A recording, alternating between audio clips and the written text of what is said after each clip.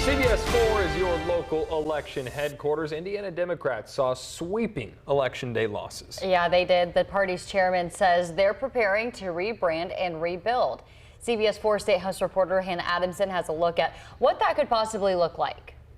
I think it is a wake-up call. In-Dems party chair Mike Schmuhl says while incumbent Democrats in Indiana were able to hold on to their seats, the party needs to shift its focus to bread and butter issues and figure out a strong economic plan. Over the next few weeks, there's going to be a lot of soul searching in the Democratic Party, a lot of conversations, hopefully more constructive than damaging, just to talk about our brand. Governing from the middle.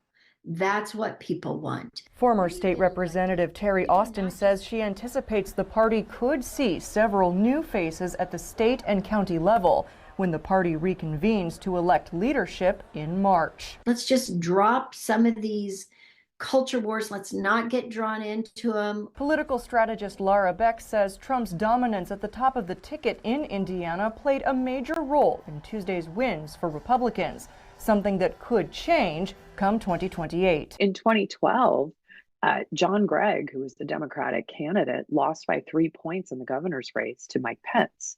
So I think we have to keep some of that into context about the Donald Trump factor. However, former state representative and Republican strategist Michael Murphy says Donald Trump's popularity was only part of the problem for Democrats. It's also a little bit of an excuse. You get good candidates who understand what the people want, and they can win or at least make it competitive. The Democrats way overplayed the pro-choice abortion issue. As for his future as party chairman, Schmuhl says he will make a decision as to whether or not he will stay on by the end of the year.